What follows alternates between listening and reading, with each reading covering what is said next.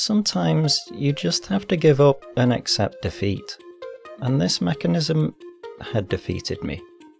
I'd exhausted all my ideas to get it working, and I'd come so close, but I just couldn't make it work.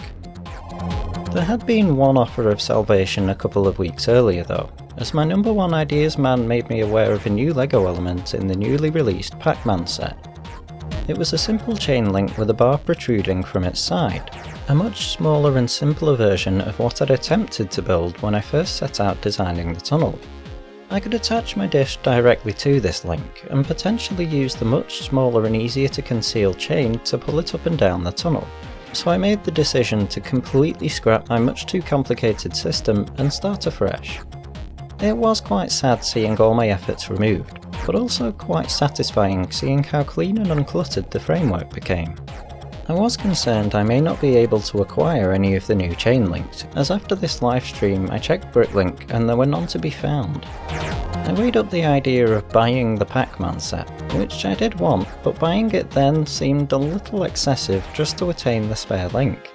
Thankfully I didn't have to, as the very next morning the stars aligned as I received notification that a seller had stocked the links. It worked perfectly. Well, almost perfectly.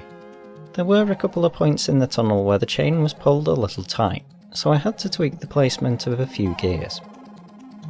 With the old mechanism gone, I needed a new way to drive the gears and chain.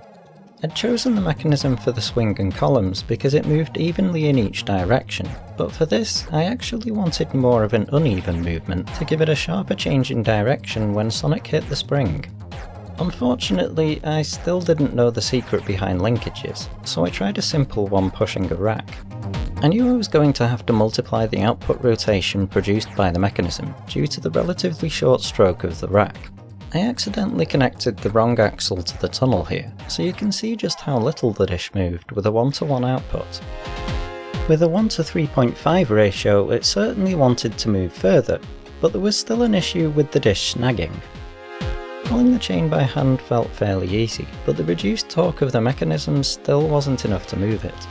I tried adding an extra chain link just to see whether loosening up the chain might help, and it did to an extent, but I felt it would be best to relocate the gears to really optimise movement. I wasn't happy with the pause before moving back up the tunnel. It wouldn't look as though Sonic was bouncing off a spring. I wasn't sure anything could be done about this due to the speed at which the mechanism was running. If I was to speed up the movement of the rack, Sonic would move through the tunnel at hyperspeed, and slowing him back down would reduce the distance he moved, so I'd need a much longer rack. True to form, Greasy Throw offered a suggestion, to make it appear that Sonic had stopped and was charging up his spin for the return up the tunnel. I tried a few different slopes to create a dust cloud, settling on the simplest version, and then wondered how I could create a simple pop-up mechanism.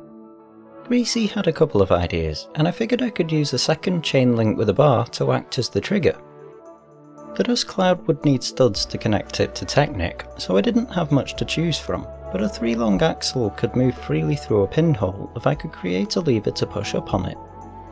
I settled on a slightly angled shape that would push up on 2 axles when the other end was pushed down by the bar on the chain link. As I was replacing the spring with a dust cloud, I decided to use the same rack and pinion system from the swing to drive the tunnel.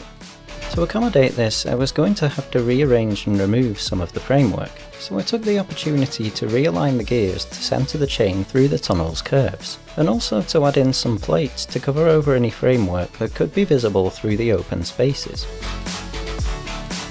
You'll notice I had used a 12-tooth gear on the rack here, but as I was redesigning things, I made an error in judgment, thinking I may be able to remove the rack and pinion from the swing and rely on the new tunnel driver. This would allow me to slim down the swing's mechanism, which was currently hanging over the back of the updated framework. Switching the tunnel's mechanism to a 28-tooth gear for the swing, I now had to multiply the output by a ratio of 1:10, just to turn the gears in the tunnel the necessary 2.5 revolutions to move the dish from top to bottom. There was a concern this would decrease the torque too much to move the chain, and sure enough, it was unable to. It was an effort just to move the rack by hand, so the flimsy little Lego arm didn't have much hope. I tried reducing the gear ratio to give the arm more power to push the rack, and it did kind of work, but it was a very jerky movement. Between streams, I swapped out the rack for a slightly longer brick-built version, which would now drive an 8-tooth gear, allowing it to rotate far more than 90 degrees. I also swapped the first gear in the tunnel for a 40-tooth gear, so we didn't need to rotate as many times to move the chain. 3 simple changes created a perfectly smooth operating and reliable mechanism. No more complicated mechanisms to move arms out the way, no more guide rail to snag on and rub against impeding movement, no more air blasters and ridiculous systems to open and close switches and maintain timings. It just worked. Where was this chain link 8 months ago?